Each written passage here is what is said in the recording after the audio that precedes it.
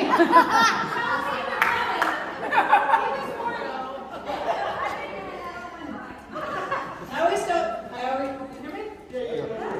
always felt proud to be Coach Knowles' daughter. Many of my teachers at North Shore were coaches and knew my dad. Unfortunately, this did not help my grades. My sister and I had the option to attend Riviera Beach High. But as one of my friends said, Dad kept a close eye out on us, so that would have been too risky. Dad loved tracks. He loved school tracks, horse tracks, dog tracks. He loved going to the dog so much, he planned a vacation around dog track locations. He always made us laugh, even toward the end. He would call me and ask, "Is you living?" He told jokes all his life. Some of them I didn't understand as a little girl. And as an adult, I was like, that's what that meant?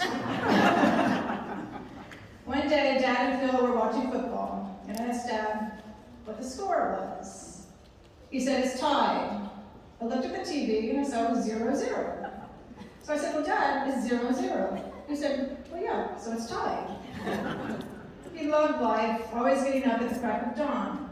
He would greet me in the morning with his beautiful smile. My husband Phil and Dad had a special close relationship. I would ask Phil, "How many times did you talk to Dad today?" Phil would say, "Oh, about 11.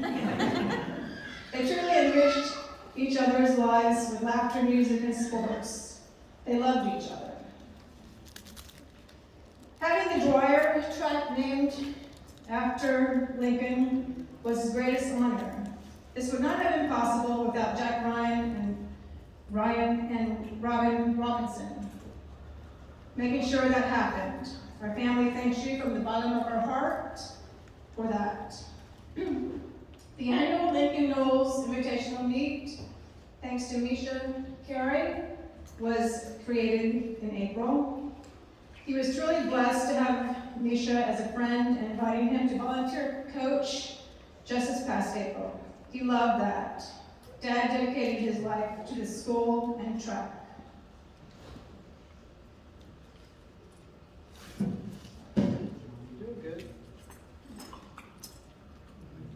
He would be at the school early, and sometimes, if there was a meet, would get home close to midnight. He loved his big, beautiful family, going to picnics, parties, holiday gatherings, trips, Christmas at Grandma Ethel's, Christmas Eve at Aunt Hazel's, trip to see Annalise, trips with Aunt Roberta and Uncle Raymond, with me tagging along. Visiting Aunt Beulah at her house, fishing with Uncle Vernal and Uncle Cleveland and Uncle Garnet. Hosting Uncle Gene at Viola's wedding reception and visiting at their house. His beloved brother, Uncle Curtis, who he adored, he was Dad's biggest fan. I always knew how special my parents were, with the exception of my rebellious teenage years. I would go on trips with them when I could. When I met Phil, the love of my life, thanks to my sister, he always adored my parents. So we made sure we spent a lot of time, as much time as often as possible, visiting them. Sure, they went on vacations with us. Making sure they went on vacations with us because we knew we'd have more fun. My husband Phil and Dad, my mom was Dad's true love. He told her he would always love her. Mom told him he was the best thing that had ever happened to her. Dad, you will be forever in our hearts. Your legacy lives on, and the memories of your stories will keep us laughing.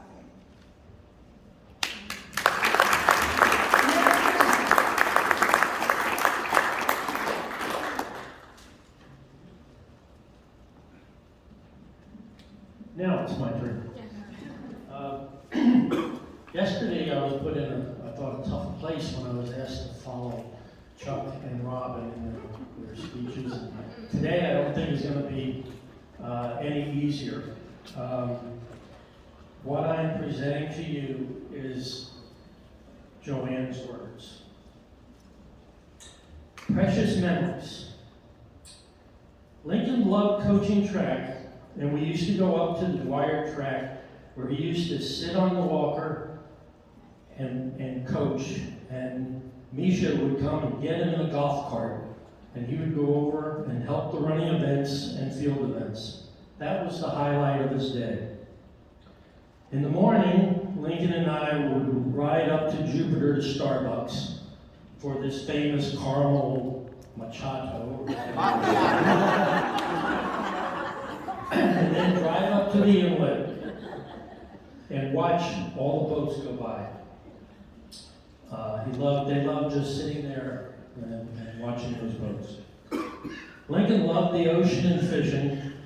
He would come home from college and stop by the docks at Hudgens Fisheries. That one day it was freezing, and Toady Deal said, "Lincoln, you want to go fishing?" And he said, "Hell yeah." They went down to Boynton, and as the story goes, which I may question, they brought in 20,000 pounds of mackerel. Lincoln's only comment was, "Boy, it's freezing out here." Lincoln saved my life one day when I was a teenager. As Luann? Luann? No, Jolie. Jolie? I didn't put her name in there, Jolie. Well, a bunch of friends they went on a friend's Coast Guard boat.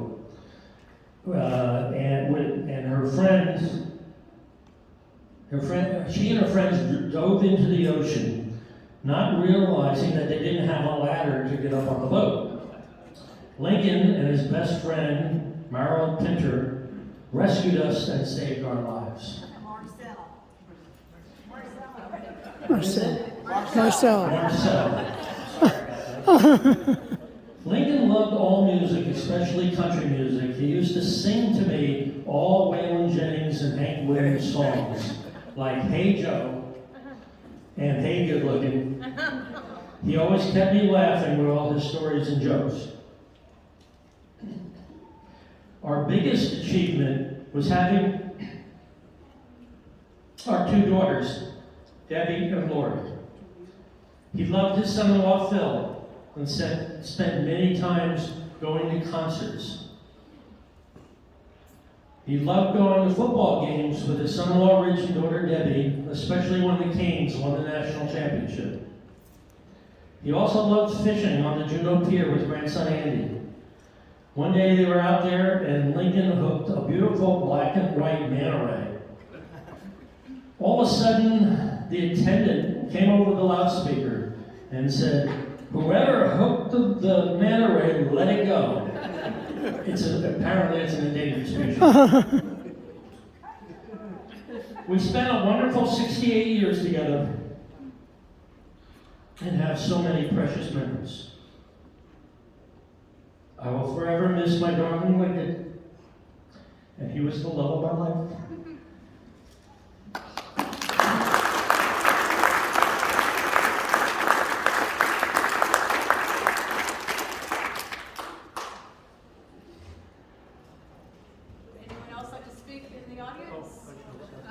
It's an open mic, in an orderly fashion. Yes, sir. Yeah, that's number one. Yes. And try not to spend a half an hour off at the mic. You know, I'm looking at you. Put a timer on her. You got a gong outside. I got you. All right, you're good.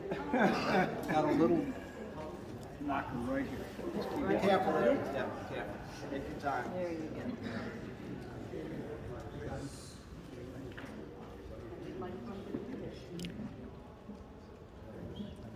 Thank you very much. Did you say don't be long? Nah, it's okay. You have free reign. Don't I worry. got free reign? Yes, sir. Thank you very much. The family, I think this is one of the greatest honors that ever been bestowed upon me. I don't see any more black people in it, you know? Yeah. Back in the corner. Junior, he's a great guy. Well, I told her I was just like applying a bowl of milk.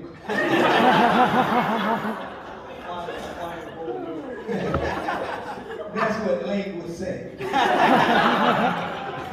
He said that between Avon Pender and our old one, the three of us was at the clock eating, the four of us. And he said, I look like a fly in a bowl of milk. I didn't understand then, but when I went back over on the west side of the track, then they told me. I thought I would say a few things like that, but the most important thing, everybody knows about his greatness as an athlete, and he had his little brother, Garnet, who was a better football running back than anybody ever left Riviera. Let y'all know that. And Link was probably about 84 years of age, and I know I'm close to 88, and I'm close to 84 because he was about 4 or 5 years ahead of me. Being an educator is the toughest job than anybody. And for that many years, touching that many young people's lives, and so later in the years, they didn't understand what was happening when they were in school, but they would come back and say, thank you. I'm a better person because of you in my life. I think that it is important for me to say this. I was born in Riviera in 1938. And people who were born and reared here in that time and after that time, it makes a big difference. Because as a boy, when I had to play with Buddy Reynolds, Greg Reynolds and you all, and Al Bowe and everybody, and Paul Fitzgerald on E Avenue playing football in the street, at 7 o'clock, I had to be back across on the west side of the track. I wasn't allowed to be over there after that unless I had a job. And when I say I, that means all the blacks. I understood then, and I understand more now, if it hadn't been for people like Link Knowles, Al Bowe, Paul Fitzgerald, and some of the other guys down at the, where it was Cudgeon Fish Market. All of us cleaned the fish when the mackerel got in there. That was part of my job. And work hard because there wasn't any jobs in hotels and motels, then only a few motels. But God put Lincoln in our midst to show us that we all are the same, brothers and sisters, black and white. And years ago, Link was talking to me, and I said, Link, you are like Bucky McGann to me. Everybody knows Dan Calvin, Bucky McGann. What we did in recreation, kept down the animosity between the race. Riviera never had problems, 3 or 4 times, because we all came out of the same cut. We had to hustle. Nobody wanted to be in Riviera. I tell them all the time, if you fight me, you fight in the Brimsports, because people in West Palm Beach didn't want us down there. We sure couldn't go to Palm Beach Garden because there wasn't nothing but woods there. The reason why people like Link Knowles coming our way is to set the table at the piano keyboard.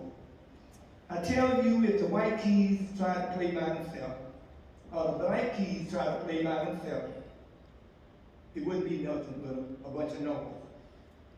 But when you put the black keys and the white keys together, it builds out a beautiful symphony.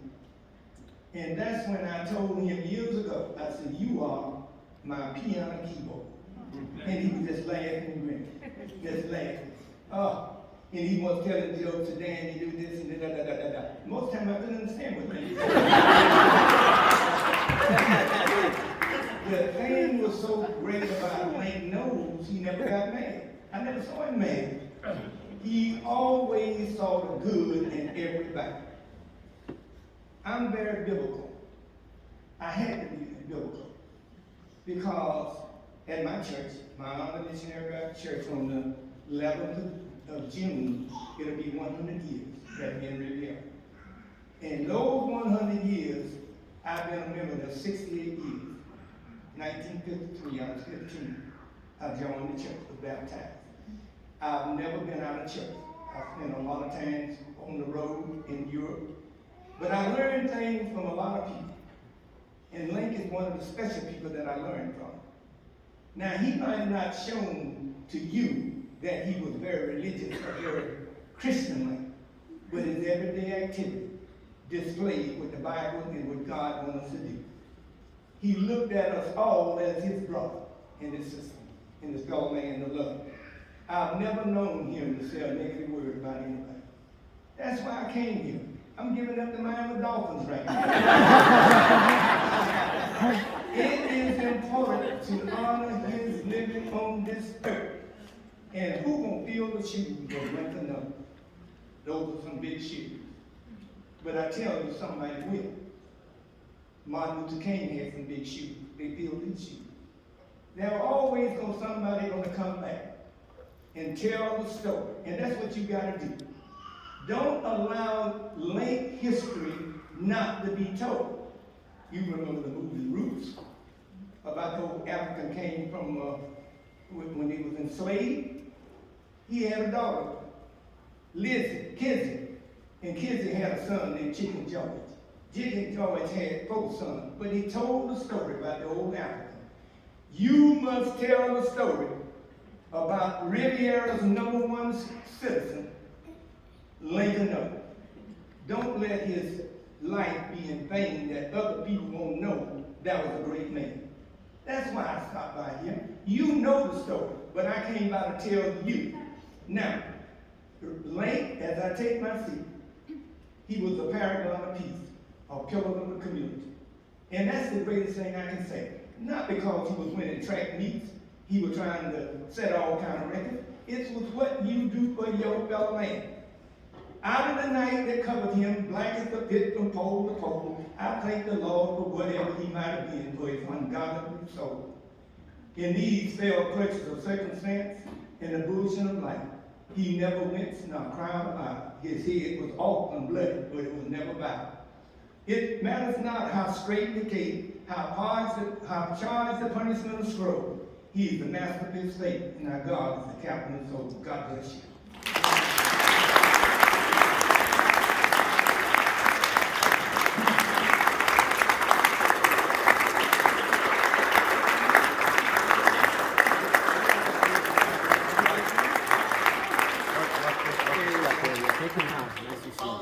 That was beautiful.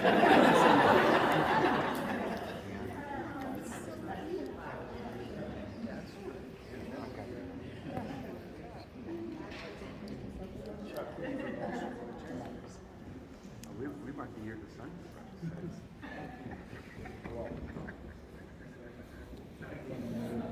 There you go. Thank you. There you go. That was nice. Thank you. Well, that was tremendous. Who's up next?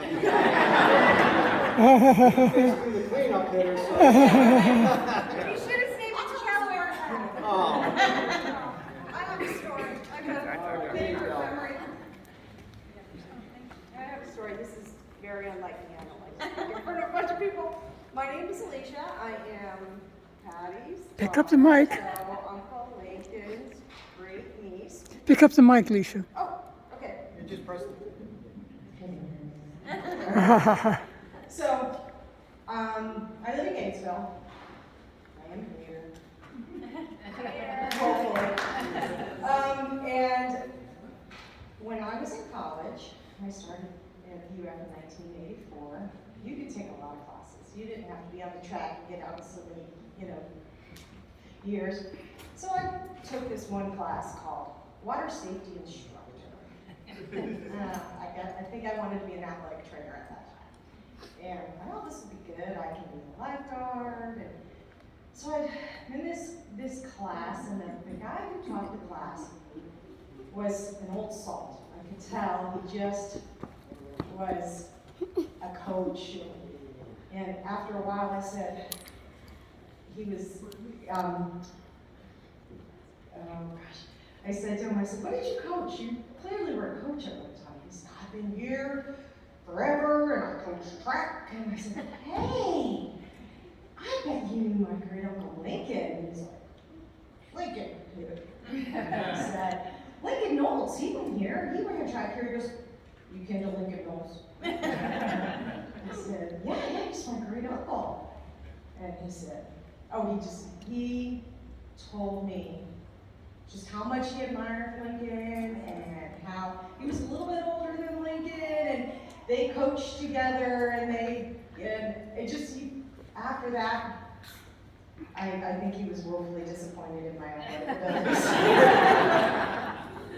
He would pair me, because we would have to save each other in the pool, and he would pair me with these swimmers that I was gonna drown.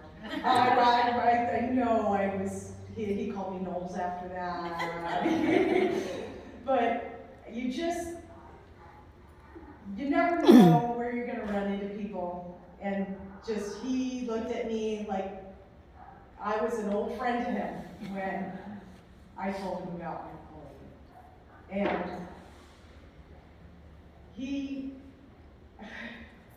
I could remember these times when Uncle Lincoln would come up to Gainesville. A few years back, he called me and says, Alicia, I'm bringing a bunch of boys up to run in the Florida relays, and we didn't get a hotel room for Friday night.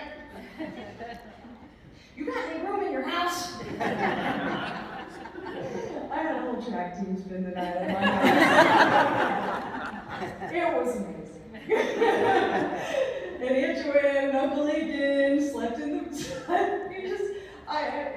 You would do so much fun stuff like that. And the one year that Miami came up and played in Gainesville, and he and Uncle Gene and Uncle Garnet rented, I don't know where y'all got that RV. Was it your RV, Uncle Garnet? And they parked in our yard, and my kids could not believe how much fun. They still to this day remember you guys in that RV, and we had so much fun just being Gators with you guys. They were cheering for Miami. Yes, we don't care. So those are my Lincoln stories. It makes my heart happy to think of.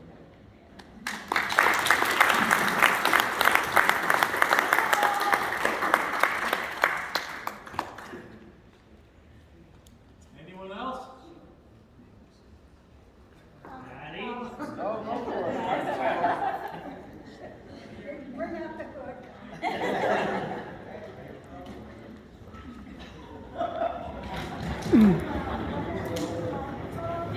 Yeah, 'cause we can't hear you. You can't hear me? Now we can. For my first song. The last time I spoke to Uncle Lincoln was back in, I think it was June. When did the Florida relays? Was that June that they had the Florida relays in Jacksonville? Anyway, because of COVID, they were going to have them in Jacksonville. And I'm just walking into Publix and the phone rings. And it's Uncle Lincoln. And he says, you know, the Florida relays are going to be up here, and I want to come. And one thing, I said, oh, that's great. He said, my girls will drive me up here. And I said, I know they will.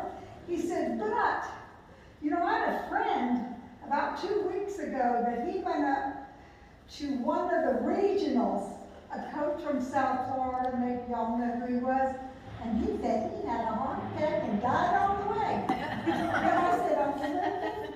He said, I don't know if I can make it, but I want to come. I said, well, if you die on the way, you'll die doing what you love.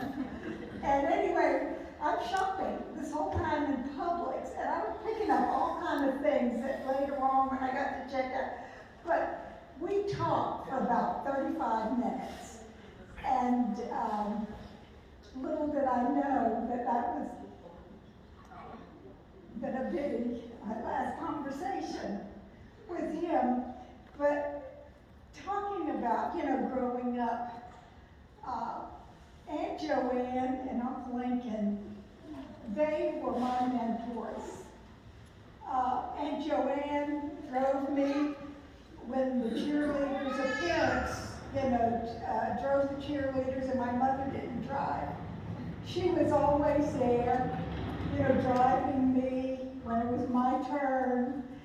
And anytime I needed anything, Uncle Lincoln and Aunt Joanne were always there. And during the summer, during the Junior Olympics, he was responsible for, I guess, getting a team or whatever. And I could run, but I didn't like to participate because I thought, well, none of the boys would like a girl who ran track, but he needed somebody. So I'd show up. Long leg and daddy knows. Yeah, and he'd have me signed up for everything. I mean, he said, you got a heat to qualify for over here, and I ran there and come back and said, I would meet you over here, you're running the 100,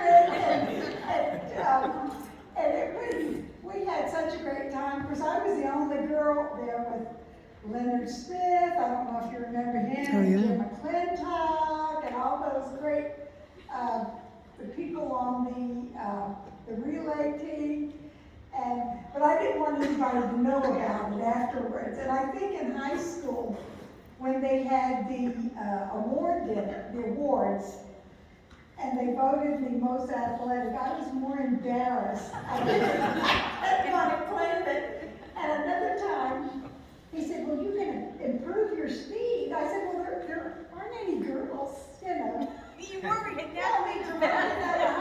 And so he got, I hope you're not here kidding, Miller. He said, you just run with, at least you'll, stride to catch up with him. And I beat him. And that was the most embarrassing thing for me. I can't imagine what it was for him. But that was Uncle Lincoln. I would do anything, and he kept me in line. I guess out of all the kids, I was probably The wildest. the wildest, and it was his early 60s and everything. And one year he was homeroom. You remember when we used to have homeroom? And he was our teacher or whatever for that. And I can remember sitting in class because he made boys do push-ups if they did anything out of line. And all I could think of, what's he gonna make me do? So I was always talking. I was the perfect student during that time. But everybody should have an Uncle Lincoln. And I credit him for keeping me on the straight and narrow, because I would never do anything out of the way to bring, shame or anything, like egging. I didn't participate in that, but the cheerleaders did that. But anyway, not only Uncle Lincoln, Aunt Joanne, I am the newest part of my family, are the reason I'm here with my wonderful children and my husband. And I don't think I told him that enough, but I think he knew. Anyway, that's my story, and I'm sticking here.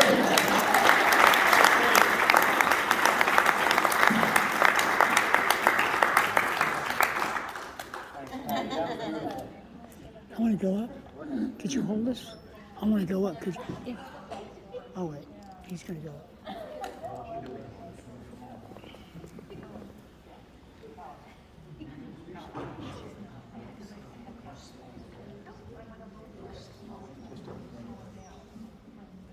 I'll try not to repeat anything I said over at the wide auditorium yesterday, but I've made a living as a writer most of my adult life, and given a lot of speeches to different organizations and groups, but it is extremely difficult to put into words what Lincoln Knowles meant to me. I was telling somebody a while ago, I said, you're lucky if in your lifetime you meet one or two people like Lincoln. because there aren't many of them around. I thought it was interesting, talking about having to speak after someone else. One time, Mickey Mantle was at an awards banquet, and he was called up to speak right after Casey Stengel had spoken. And Casey Stengel was perhaps the world's greatest storyteller. So Mickey got up there and he said, you know, when I first got here, I saw Casey outside and he looked real sad. And I said, what's the matter, Casey? And he says, oh, I left my speech at home. I said, okay, Casey, you can use my speech. I'm trying to remember that because quite often when you are speaking at an event with a lot of different speakers, you get some world-class talkers up there. So anyway, I arrived in Palm Beach County about the same time Lincoln was setting records in the hurdles that stood for years. I was at Coniston Junior High, and he was setting these records on the old cinder track there at Palm Beach High. And I've heard people say they used to go out to the track to practice when Lincoln was running the hurdles, and they'd run alongside him next to the hurdles, and he was beating them even though he was going over the hurdles. They thought they were pretty fast, but he was an extraordinary athlete and a very successful coach in many sports. And when I graduated from Palm Beach High in '56, I went up to the University of Florida as a freshman that fall, and so Lincoln was on the varsity track team, of course, and setting SEC records in the hurdles and the running on the championship 440 relay team. And I was running intramural track. I was trying to beat the Five Elks and the Sigma News, and he was out there beating the Crimson Tide and the Bulldogs. And so I got to know Lincoln very well over these past, 65 years or whatever. And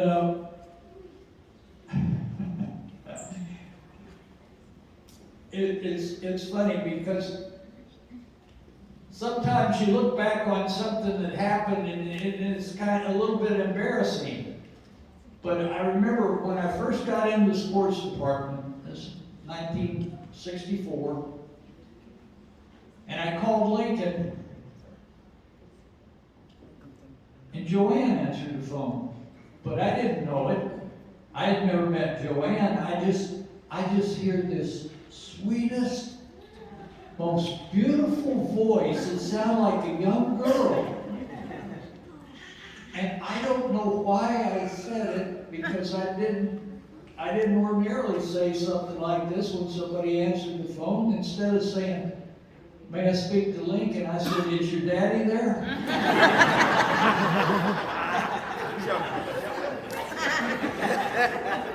And she said, no, my daddy isn't here, but my husband is, and you want to speak to him? Oh my goodness. But like I said, I didn't want to repeat some of the stories that I told yesterday, but I do want to just repeat the one thing that said it to me better than anything I can think of. We had a new man in the sports department. We sent him out to cover one of Lincoln's games. He came back, he says to me, he said, "That Lincoln Knowles is good people. And I thought, I couldn't have said it any better. I don't think I've ever met anyone that I would classify anymore as good people than Lincoln Knowles. Thank you very much.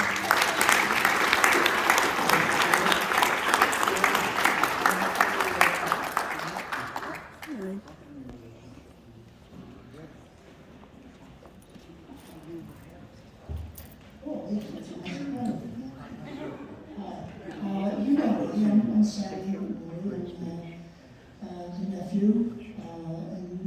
And my mom can't be here. It's Uncle Lincoln's sister, Bill. She loved him with all his heart. We lived all over Lincoln.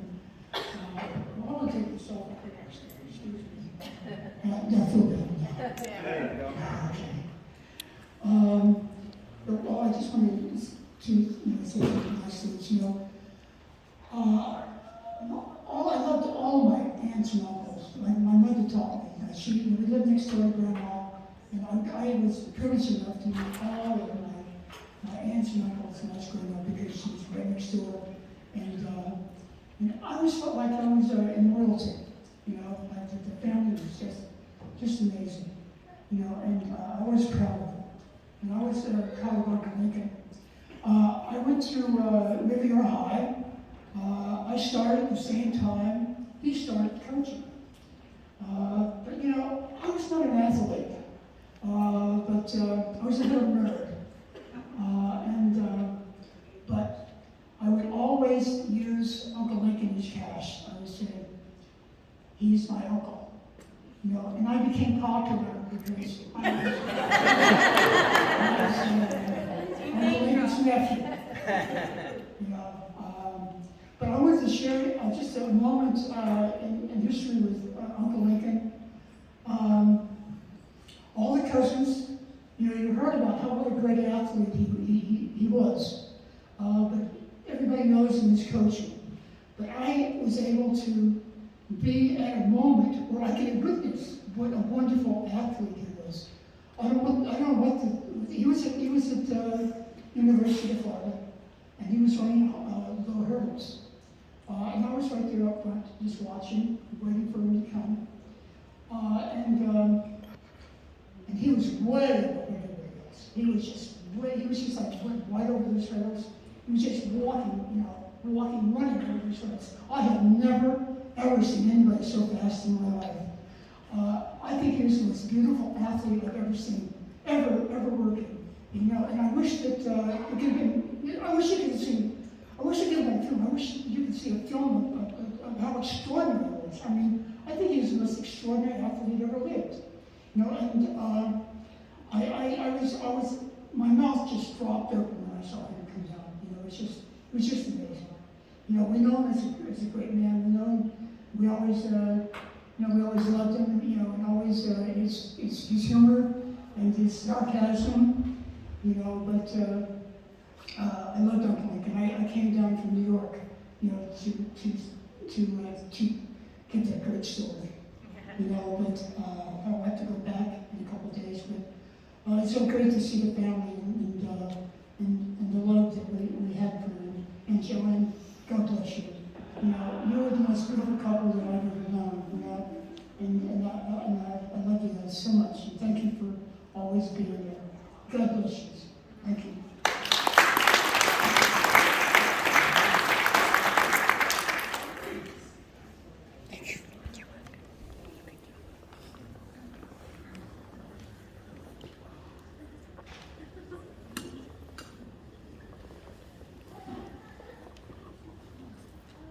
Another Conrad. It's all good. I just had to tell one quick story because, me and Murray and growing up around here, I remember I'd hang out.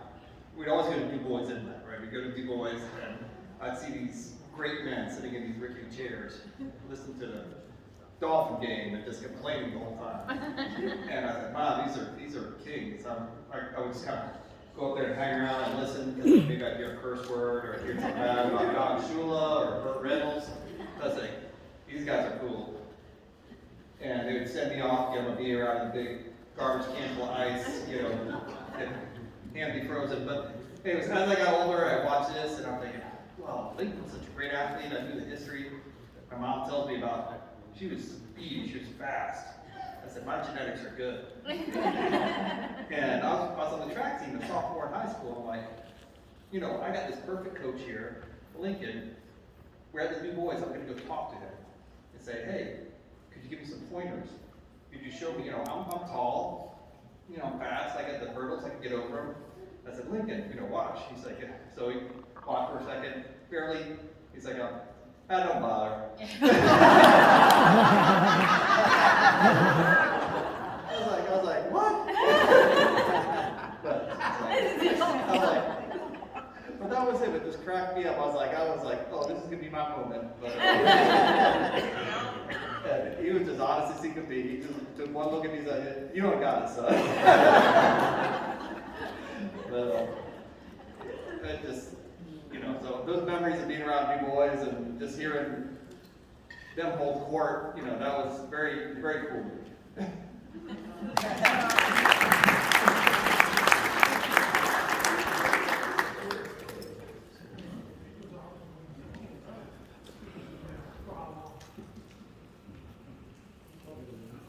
Anyone else?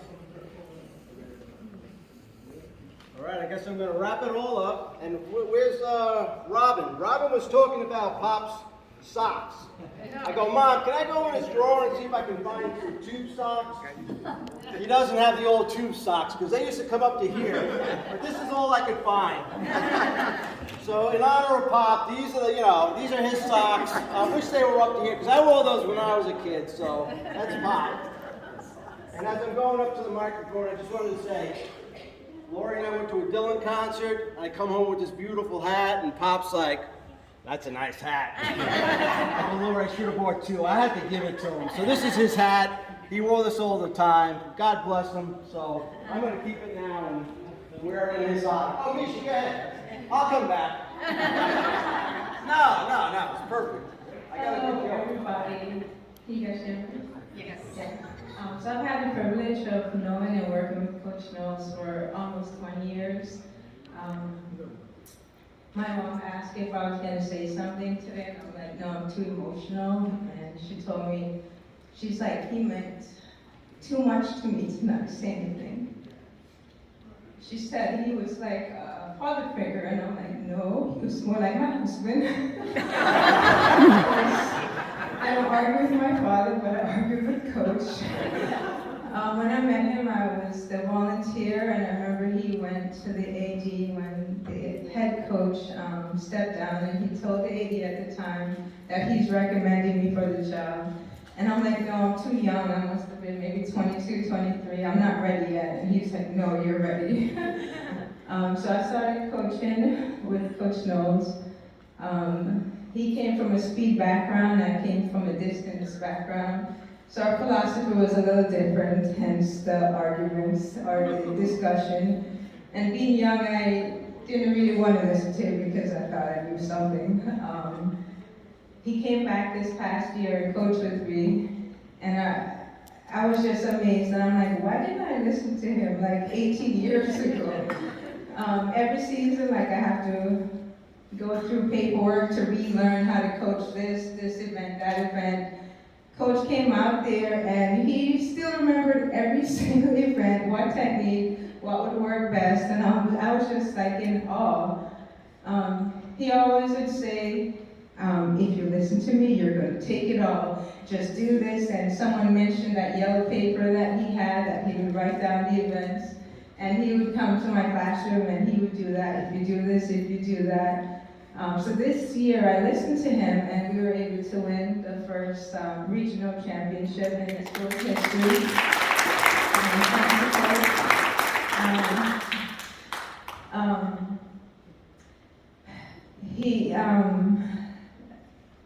think maybe like a year ago, I was trying to get in touch with him and I was calling, I even drove by the house and I couldn't reach him.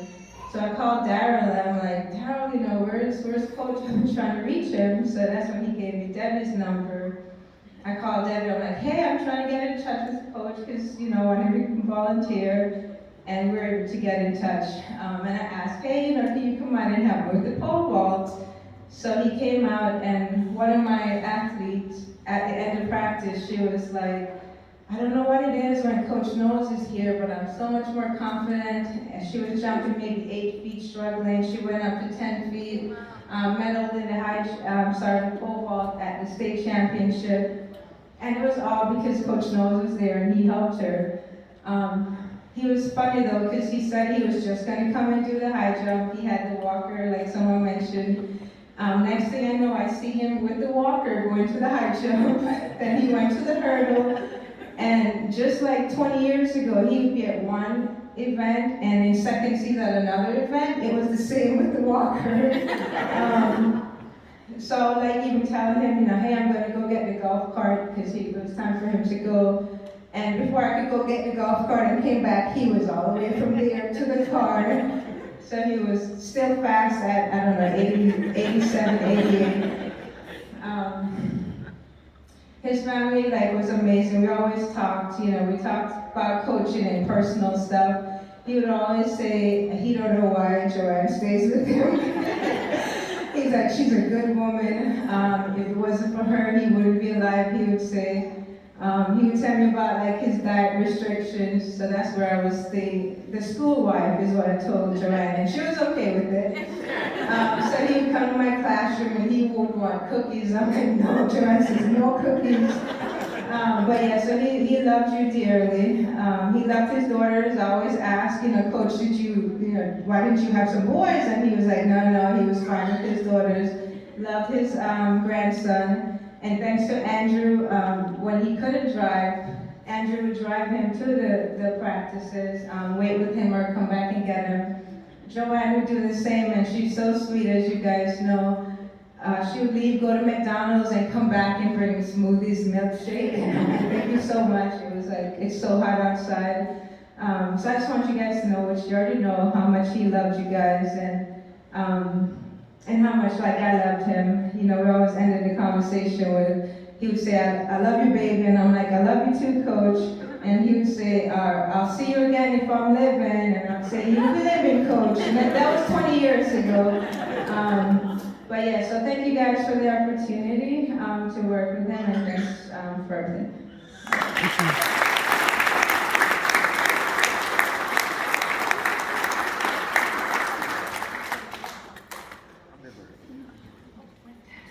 Another Conroe? Messing 1 until 12.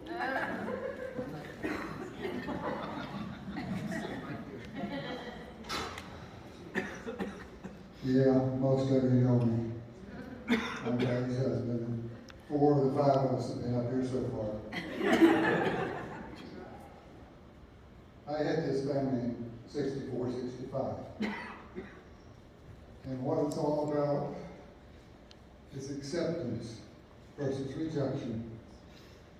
What you're hearing about Coach Knowles was he accepted you where you are, and how can I help you get where you need to be. He's not the only one in this family that does that. You're hearing people that know God and know how to love. That's what it's all about. That's why we're here, is to honor our Lord. It's what it's why we're here. And thank you for being here and being who you are. Each and every one of you know what I'm talking about. And yeah, we're called to serve and love one another. And that's why we're here. Thank you.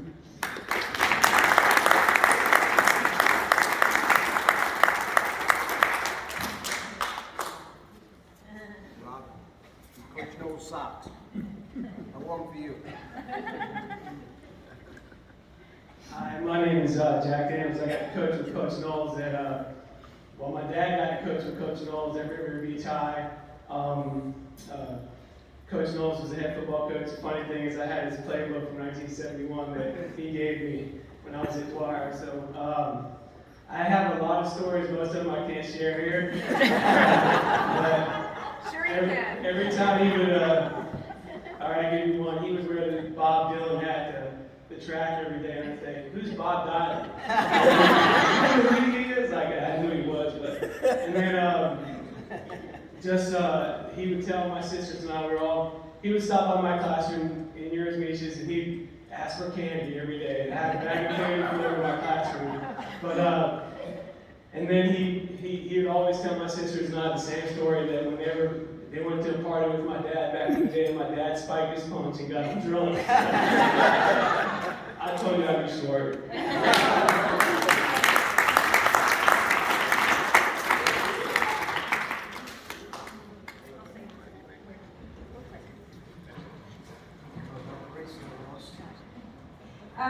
Just really quick, my dad was the best teacher, except he couldn't teach me. Took me out to teach me to drive red. He was a drive red teacher. I think I practically killed us, and then he signed me up with Harry Winkler the next day, and that's how I learned to drive. One of the things is, every year, my brother never stopped trying to improve his teaching.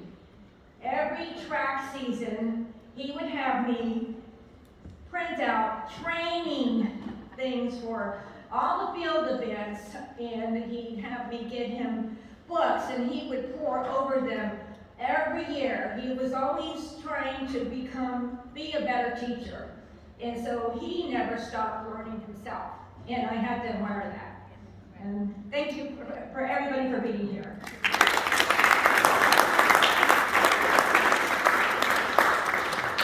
Get up a third time, if somebody comes, I'm not going up twice. 3 strikes and you're out. Anyone else? Last call. You're all terrific. I'll try to be as good as you all. So I just wanted to touch on 5 topics that were real important to Pop and I, and it kind of made the connection between us like so easy. The first one was sports, which was real simple because I also played Division I sports, so he had a little respect for me since I played college soccer.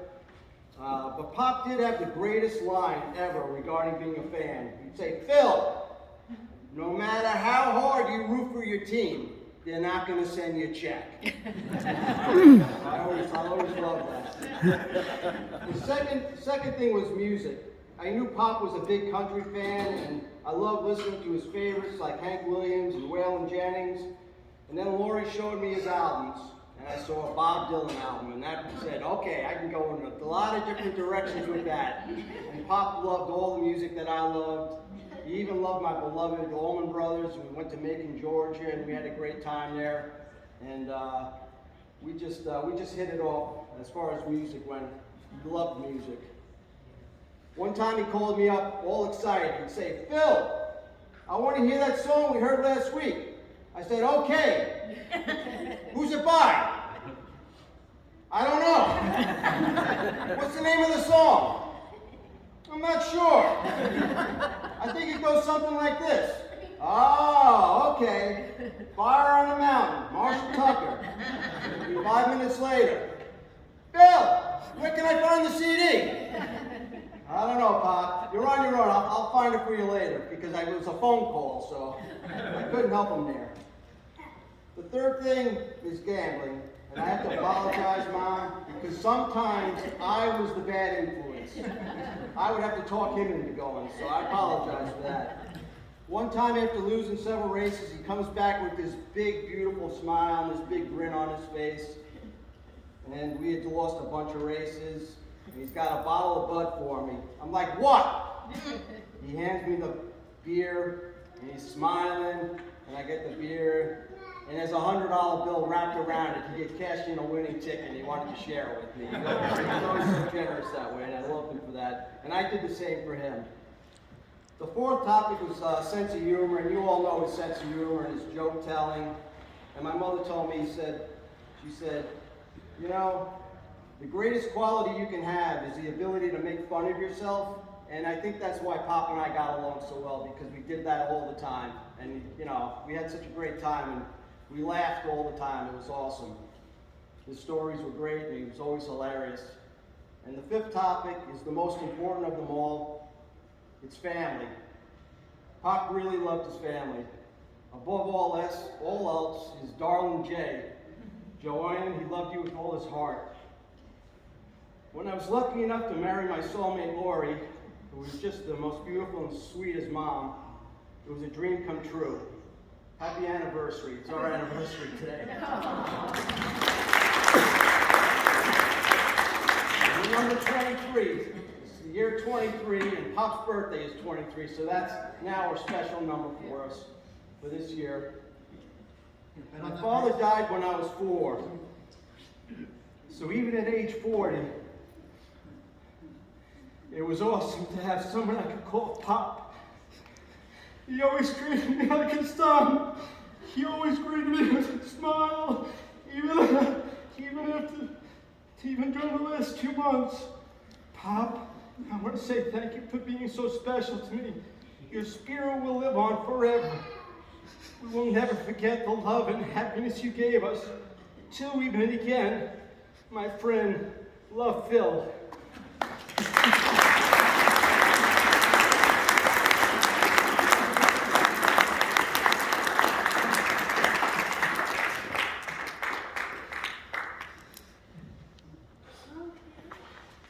Sorry, it just meant so much to us.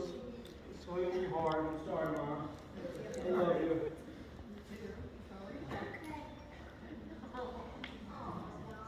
Where's the music? I would just sort of like to close today. Thank all of you for your presence, your love, your prayers. I'd like a number of you married into this family. And that itself is a challenge at times. It was a very, very large family whose love for each other was the most. I mean, we all cared for each other, and not coming from an overly large family, it just made me feel a part of that group. We don't get together as often as we used to. We get older, and maybe some of those that were with us then are no longer with us. But we should remember that we are all family, and we encourage you today to think about family.